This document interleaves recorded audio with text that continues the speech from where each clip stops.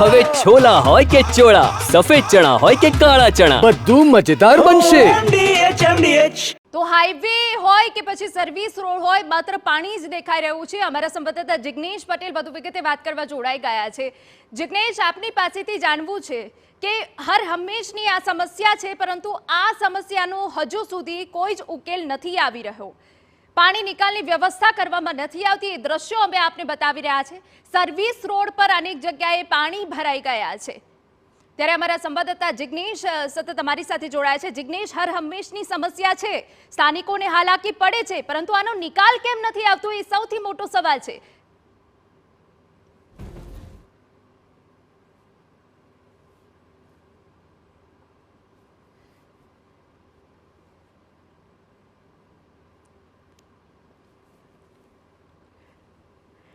તો રસ્તાઓ જળબંબાકાર થતા વાહન ચાલકો હેરાન પરેશાન થઈ ગયા છે.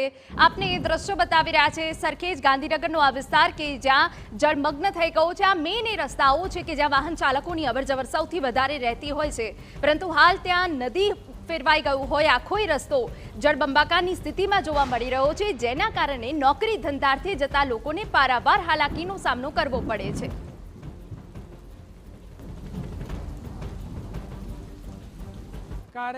વરસાદ વરસ્યો છે, મોડી રાતના વીજળીના કડાકા સાથે જે પ્રકારે વરસાદ વરસ્યો છે, મન મૂકીને વરસ્યો છે, પરંતુ આ જ વરસાદ કલાકો વીતી ચૂક્યા, પરંતુ તેમ છતાં અમદાવાદમાં અનેક જગ્યાઓ પર પાણી ભરાયેલા જોવા મળી રહ્યા છે.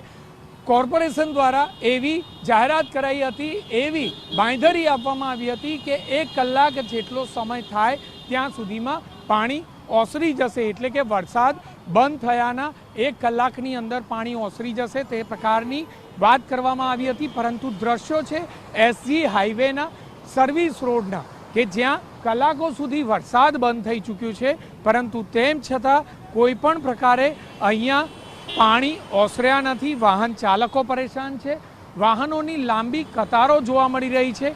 જો ગણતરી ના ઇંચમાં જો વરસાદ પડે, 1 ઇંચ કે 2 ઇંચ વરસાદમાં જો અમદાવાદ શહેરની આ પ્રકારની હાલત હોય, તો આખરે જો 4-5 ઇંચથી વધુ વરસાદ વરસે તો અમદાવાદીઓની હાલત શું થશે તે આ દ્રશ્યો પરથી સ્પષ્ટ થઈ રહ્યું છે. કારણ કે જે આ સર્વિસ રોડ છે, તે સર્વિસ રોડની વાત કરવામાં આવે તો આ એટલા માટે મહત્વનો છે કે સોલાથી લઈ અને થલતેજ સુધી કોઈ પણ પ્રકારે જે એસજી હાઈવે છે તેમાં વચ્ચે કોઈ કટ આપવામાં આવ્યો નથી. માત્ર ને માત્ર જાયડસથી ટર્ન મારી અને ત્યારબાદ થલતેજ સુધી કોઈ પણ કટ ન હોવાના કારણે લોકોએ ફરજિયાત આ જ માર્ગનો ઉપયોગ કરવા માટે મજબૂર થવું પડે છે.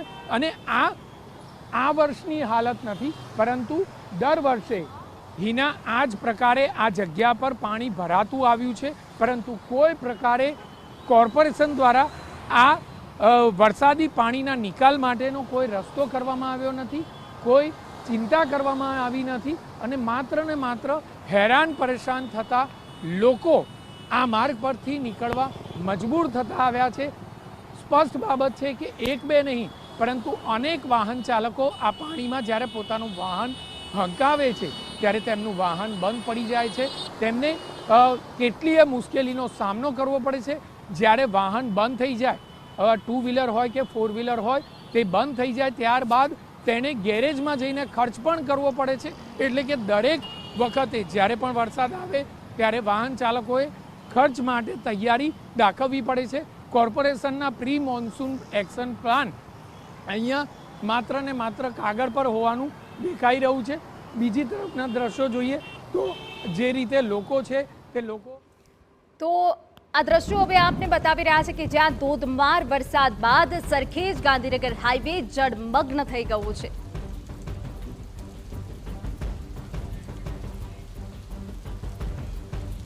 MDH કિચન કિંગ મસાલા રસોડામાં હોય તો આપણે કંઈ પણ બનાવી શકીએ છીએ. રીંગણાનો ઓળો, બટેટા ફુલાવર, ભીંડી મસાલા અને બીજું ઘણું બધું.